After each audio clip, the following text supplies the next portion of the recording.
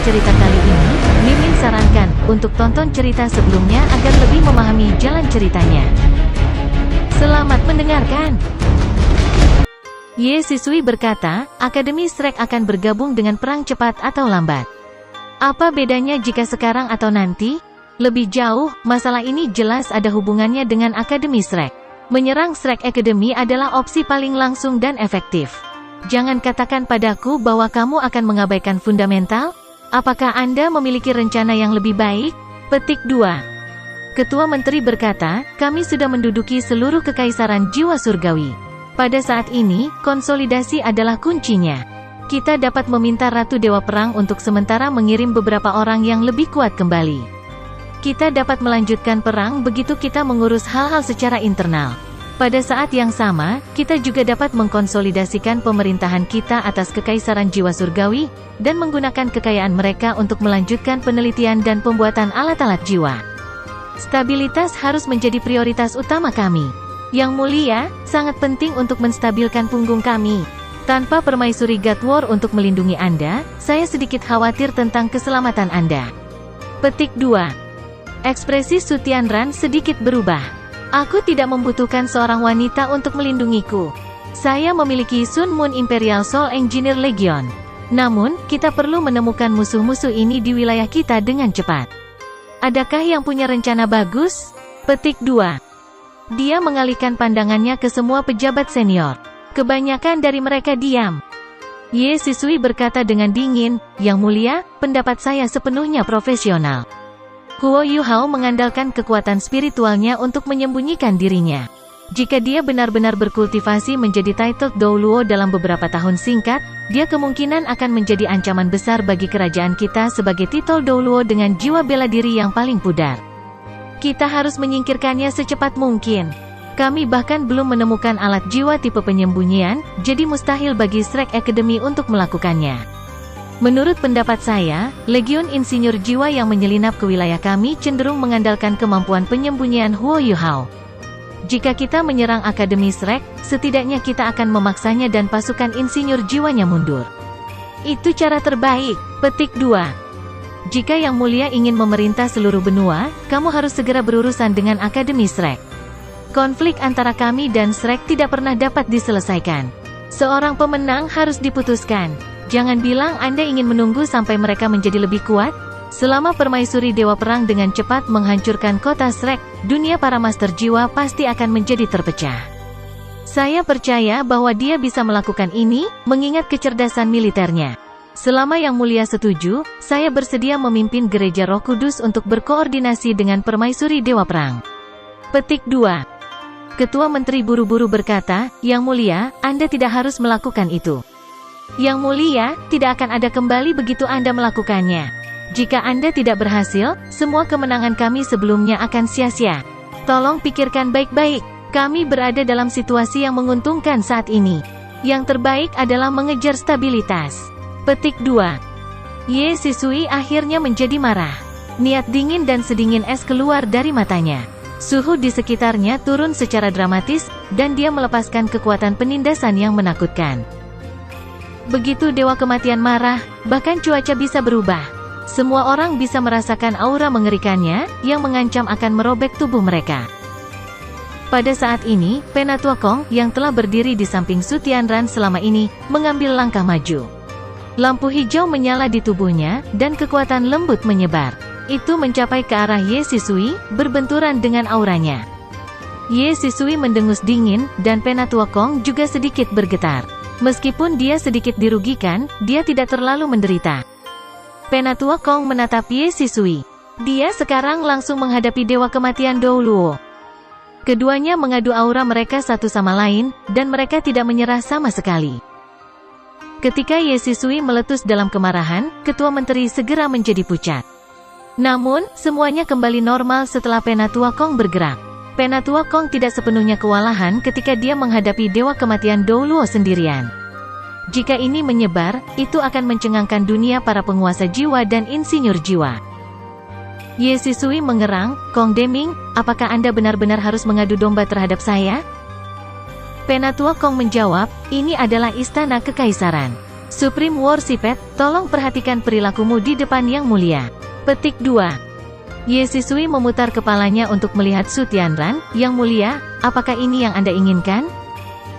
Su Tianran batuk. Maha Penyembah, harap tenang. Saya tahu Anda hanya berpikir untuk kekaisaran. Namun, kita harus benar-benar merenungkan hal ini. Ini memiliki terlalu banyak implikasi.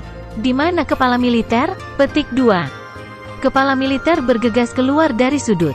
Yang Mulia, saya di sini. Katakan saranmu, tuntut Su Tianran. Ye Sisui berdiri di satu sisi dan diam-diam menatap Su Tianran. Dia menarik auranya, tetapi terus terlihat dingin. Dia merasa bahwa dia menyimpang dari kendalinya.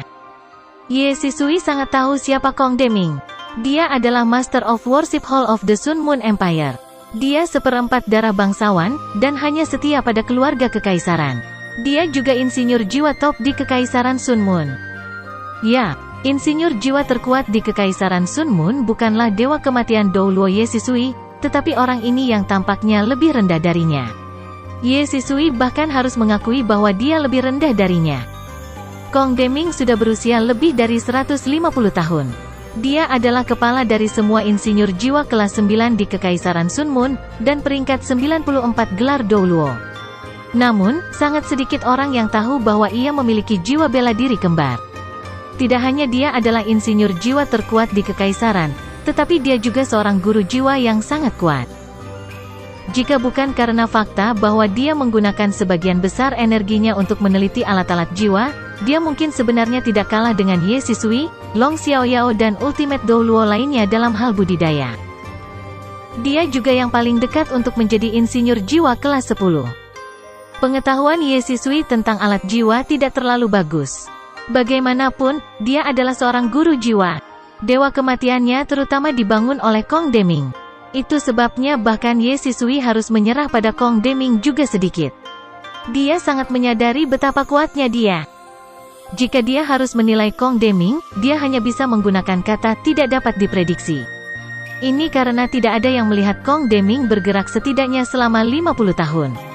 Tidak ada yang tahu seberapa kuat dia sebenarnya. Entah itu Long Xiaoyao atau Ye Sisui, mereka tidak percaya diri untuk mengalahkannya. Ini menunjukkan betapa kuatnya dia. Awalnya, Kong Deming jarang keluar dari Worship Hall. Dia mencurahkan seluruh energinya untuk penelitian alat jiwanya. Baru-baru ini dia akhirnya muncul di depan umum setelah dia berhasil meneliti alat jiwa berbentuk manusia. Apa yang membuat Ye Sisui terkejut adalah bahwa Kong Deming sebenarnya sepenuhnya mendukung Su Tianran. Dia benar-benar di sisinya. Ye Sisui tidak punya pilihan selain menahan diri dari menyinggung perasaannya, dan persepsinya tentang Su Tianran juga berubah. Dia tahu bahwa dia tidak bisa mengancam hidupnya. Ketika ledakan itu terjadi, Kong Deming sedang meneliti alat jiwa di laboratoriumnya sendiri. Jika dia berada di sisi Su Tianran tidak akan terluka. Ketika Kong Deming keluar, semua insinyur jiwa lainnya segera melepaskan aura mereka, yang dikombinasikan dengan auranya. Ini adalah kekuatan. Dia adalah insinyur jiwa nomor 1 sejati Kekaisaran Sun Moon. Bahkan Jing Hongchen harus menghormati dia. Hal yang sama berlaku untuk Ye Yulin. Melihat bahwa Ye Sisui telah menarik kembali auranya, Kong Deming juga kembali ke sisi Su Tianran, dan auranya sendiri kembali normal juga. Saat Panglima Militer berbicara, dia juga melirik mereka berdua sesekali, terutama Kong Deming. Melihat bahwa Penatua Kong tidak memberi isyarat apapun, dia terus berbicara. Yang Mulia, saya pikir baik Yang Terpuja dan Ketua Menteri sama-sama benar. Namun, kedua ide mereka cacat dengan caranya sendiri. Mengingat situasi saat ini, menjadi terlalu agresif atau terlalu konservatif tidaklah ideal. Petik 2. Oh, Su Tianran sedikit terkejut ketika dia melihat kepala militer. Dia memanggilnya untuk bertindak sebagai penyeimbang antara Ketua Menteri dan Supreme Worshipet. Siapa yang tahu bahwa ia sebenarnya memiliki saran yang membangun? Ini memberi Su Tianran kejutan yang menyenangkan. Panglima Militer mengatakan, proposal Ketua Menteri memang tepat, tapi kami baik-baik saja sekarang. Jika kita memanggil War God Empress kembali sekarang, aku takut kita akan kehilangan peluang bagus. Tapi ini juga bukan waktunya untuk menyerang Akademi Shrek. Itu sebabnya kedua saran mereka bermasalah. Petik 2. Ketua Menteri mendengus dingin dan mengibas, berhenti berbelit-belit. Jika Anda punya rencana, katakan saja. Petik 2. Panglima Militer memandang Ketua Menteri. Semua orang tahu bahwa keduanya tidak saling menyukai. Panglima Militer juga biasanya adalah orang yang selalu ditekan. Dalam hal kemampuan atau pengalaman, ia lebih rendah dari Ketua Menteri. Satu-satunya keuntungannya adalah usianya. Kepala militer dengan percaya diri berkata, mengapa tidak melakukannya dengan cara ini? Kami akan memberitahu permaisuri Dewa Perang tentang situasi di Kekaisaran dan membiarkannya memutuskan apa yang harus dilakukan. Musuh kita sangat aktif saat ini, dan strategi mereka agak tidak jelas. Dalam hal masalah militer, Yang Mulia adalah yang terbaik berikutnya, selain Yang Mulia. Mengapa kita tidak membiarkannya menilai situasi dan memberi Anda saran? Dia berada di garis depan, dan dengan demikian dia secara alami lebih sadar akan situasi di sana. Jika dia pikir ini saat yang tepat untuk menyerang Akademi Shrek, kupikir kau bisa membuat keputusan. Petik 2. Panglima militer itu pandai dalam arti bahwa ia bisa menilai dengan benar hubungan antara Su Tianran dan Juzi. Sebagai kaisar, Su Tianran hanya akan menyerahkan otoritas seluruh militer kepada seseorang jika dia mempercayai orang itu. Apalagi putra mahkota berasal dari permaisuri. Tidak ada yang akan curiga kesetiaannya kepada kekaisaran dan Su Tianran. Saat ini, tidak ada yang menantang putra mahkota untuk tahta. Mengingat ini, bagaimana mungkin Su Tianran tidak mungkin mempercayai istrinya? Setelah Su Tianran mendengarkan kepala militer, dia tampak jauh lebih ceria. Iya, ini perlu untuk mendapatkan pendapat Juzi sekarang. Bagaimanapun, dialah yang mengendalikan garis depan. Dia akan tahu bagaimana menghadapi situasi saat ini. Su Tianran menoleh ke Kong Deming dan bertanya, Elder Kong, saran apa yang Anda miliki? Kong Deming berkata, musuh-musuh kami juga sedikit beruntung karena berhasil melakukan serangan mereka. Pada saat yang sama, mereka pasti tahu bahwa Sun Moon Imperial Soul Engineer Legion tidak berada di Radiant City dari beberapa saluran yang tidak dikenal. Jika Anda ingin saya menilai situasinya, saya percaya bahwa musuh kita mungkin tidak hanya memiliki kemampuan penyembunyian, tetapi juga kemampuan spasial. Petik 2. Kemampuan spasial. Setelah mendengar dua kata ini, Su Tianran tercengang. Begitu juga Ye Sisui. Jika orang lain mengatakan ini, mereka akan menertawakannya. Namun, Kong Deming berbeda. Dia saat ini adalah orang yang paling ahli dalam penelitian alat jiwa. Adapun kemampuan spasial, hanya Ye Sisui di antara semua orang yang hadir yang bisa dikaitkan dengannya. Hanya Ultimate Douluo yang benar-benar dapat mengembangkan segala jenis kemampuan spasial. Bahkan Kong Deming tidak bisa. Ada juga kesenjangan yang tidak terjembatani antara teknologi alat jiwa saat ini dan kemampuan spasial. Setelah Ye Yulin mendengarkan kata-kata Kong Deming, dia tampak sangat termenung. Su Tianran berkata, Elder Kong, mohon lebih spesifik. Kong Deming mengangguk dan berkata, Ye kecil hanya menceritakan seluruh cerita, tetapi dia melewatkan satu poin. Dia berpikir bahwa musuh adalah 2 legiun insinyur jiwa. Namun, dia hanya melihat 1 legiun mundur. Bagaimana dengan legiun lainnya? Legiun insinyur jiwa lainnya haruslah yang menembakkan semua kerang. Dari peluru yang ditembakkan, saya percaya itu berasal dari Zuge Divine Crossbow Cannons, yang diproduksi oleh Tangsek. Kami juga telah memperoleh Zuge Divine Crossbow Cannons dari Heavenly Soul Empire. Saya telah melihat mereka secara sederhana. Petik 2. Struktur internal dari Zuge Divine Crossbow Cannons yang diproduksi oleh Sekte Tang sangat indah, tetapi meriam ini memiliki komponen penghancur diri. Saya tidak bisa benar-benar memeriksanya dengan baik. Ada beberapa elemen formasi non-inti yang digunakan dalam meriam ini. Saya percaya ini adalah alasan kenaikan meteorik Tang Sekte. Cannons crossbow Zuge Divine seperti itu dapat terus menembakkan peluru, dan jumlah peluru yang dapat ditembakkan sangat besar. Namun, mereka tidak kecil. Mengingat ini, mereka akan membutuhkan sejumlah besar meriam seperti itu jika puluhan ribu peluru akan ditembakkan. Ini sangat penting. Mereka hanya mampu menekan kami karena mereka memiliki banyak peluru. Mereka seharusnya memiliki lebih dari 100 cannon crossbow Zuge Divine. Jika mereka ingin mundur, mereka tidak mungkin melakukannya hanya dengan keterampilan jiwa penyembunyian satu individu. Bahkan Douluo tertinggi tidak bisa melakukan itu. Inilah mengapa saya percaya mereka harus memiliki semacam kemampuan spasial, yang memungkinkan pergeseran cepat semua alat jiwa ini. Petik 2. Su Tianran merasa ngeri. Jangan bilang ada alat jiwa spasial. Bagaimana mungkin? Bahkan kamu? Kong Deming memberi isyarat dan berkata, aku memang belum meneliti alat jiwa yang berkaitan dengan kemampuan spasial, tapi aku tidak bisa memastikan bahwa tidak ada bakat di dunia ini yang mampu melakukannya. Namun, dari situasi saat ini dan dasar teknologi alat jiwa yang saat ini ada, saya percaya sulit untuk alat jiwa spasial telah diciptakan. Bagaimanapun, penyimpanan spasial sudah menjadi batasnya. Pengangkutan orang, dan dalam skala besar, belum ada. Kami harus menyelidiki masalah ini dengan cermat. Jika itu benar-benar alat jiwa spasial, kita harus mempertaruhkan segalanya untuk mendapatkannya. Itu akan sangat penting bagi pengembangan alat jiwa kita. Petik 2. Su Tianran mengangguk dan berkata, apa yang Anda sarankan? Kong Deming berkata, mari kita laporkan situasinya kepada War God Empress terlebih dahulu. Jika maha pemujaan itu benar, Huo Yuhao kemungkinan akan menjadi orang yang bertanggung jawab atas alat jiwa spasial, atau untuk menyembunyikan 2 legiun insinyur jiwa. Kita harus membawanya ke sini dan membuatnya mengakui segalanya. Saya juga sangat tertarik dengan pemuda ini, yang telah menemukan roh dan mendirikan pagoda roh. Ada satu hal yang benar tentang Dewa Kematian Dou Luo. Pria muda ini pasti akan menjadi musuh kita di masa depan.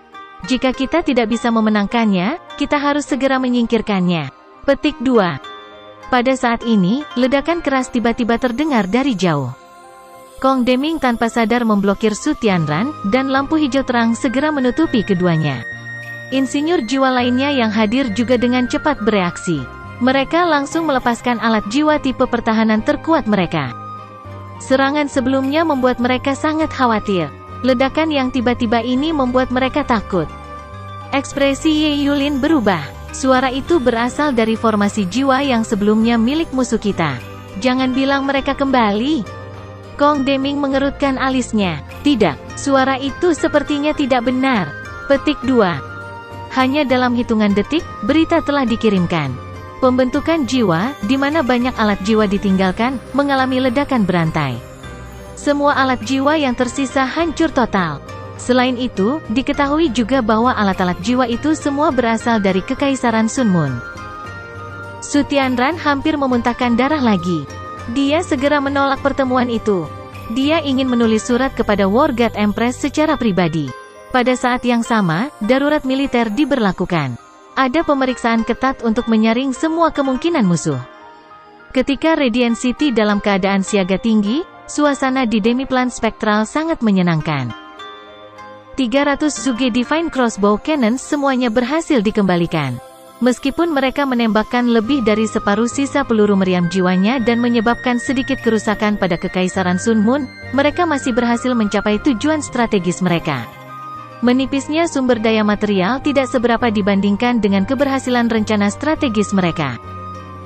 Setelah bermeditasi sepanjang hari, Huo Yuhao akhirnya pulih ke kondisi puncaknya. Tanpa menebak, dia tahu bahwa atmosfer di sekitarnya di Radiant City sangat tegang. Dia juga tidak buru-buru keluar. Setelah Bei Bei mendengar bahwa dia sudah bangun, dia segera memanggil untuk pertemuan. Huo Yuhao mengungkapkan senyum yang menyenangkan di wajahnya. Dia menggenggam telapak tangannya di depan dadanya. Saat dia melihat rekan satu timnya yang duduk di sekelilingnya, dia menyapa mereka sebelum duduk di samping Bei Bei.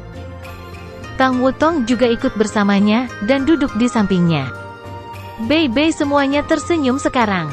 Lonceng alarm seharusnya berbunyi untuk Kekaisaran Sun Moon kali ini. Eksperimen kami juga berhasil. Hanya saja kita tidak tahu bagaimana Su Tianran. Kami tidak tahu apakah dia sudah terbunuh. Petik 2.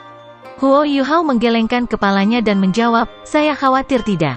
Ada banyak instalasi defensif di Istana Kekaisaran, bersama dengan banyak insinyur jiwa.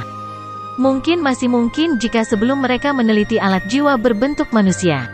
Namun, kemungkinannya sangat rendah saat ini. Sepertinya Su Tianran memiliki banyak alat jiwa tipe defensif padanya, yang melindunginya dengan sangat baik. Namun, saya tidak percaya bahwa kami tidak memiliki pengaruh padanya. Kami mengebom istana kali ini. Saya bertanya-tanya seperti apa reaksi mereka nantinya. Petik 2. Susansi tertawa, situasi terbaik adalah jika mereka menarik orang-orang mereka dari garis depan. Dalam hal ini, kami akan mencapai tujuan kami. Selanjutnya, kita dapat terus menyebabkan masalah di Kekaisaran Sun Moon di masa depan, menahan dan melemahkan mereka. Dalam waktu dekat, kita bahkan mungkin menjatuhkan Kekaisaran Sun Moon. Petik 2. Bei Bei membentak, jika itu semudah itu, akankah Kekaisaran kita berada dalam begitu banyak siksaan? Setelah serangan di Radiant City, mereka pasti akan menargetkan kita. Kekaisaran Sun Moon secara teknologi canggih. Mereka mungkin meneliti alat jiwa untuk menargetkan kita secara khusus. Yu Hao, itu sebabnya kamu seharusnya tidak memasuki Radiant City lagi. Petik 2. Huo Yu Hao tertegun. Bei Bei telah menolak saran bahwa dia akan melamar. Dia tertawa getir. Senior tertua, bagaimana Anda tahu apa yang saya rencanakan? Saya hanya ingin melihat bagaimana nasib kami. Pada saat yang sama, saya ingin tahu lebih banyak tentang situasi di garis depan. Bagaimanapun, informasi harus mengalir paling lancar di Radiant City. Petik 2. Bei Bei menggelengkan kepalanya dengan tegas dan berkata, operasi kami sudah sangat berbahaya. Saya tidak bisa membiarkan Anda terus mengambil risiko. Apa yang telah kami raih sudah sangat bagus. Dalam keadaan seperti itu, kita harus mencoba menstabilkan situasi kita terlebih dahulu.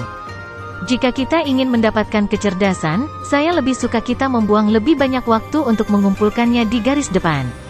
Lagi pula, mengingat kecepatan Anda dapat terbang ke sana dan kembali dalam sehari. Kami tidak bisa menyentuh Radiant City lagi. Ada terlalu banyak orang kuat di sana. Jika semuanya serba salah, Anda mungkin terjebak. Lalu, semua yang kita lakukan akan sia-sia.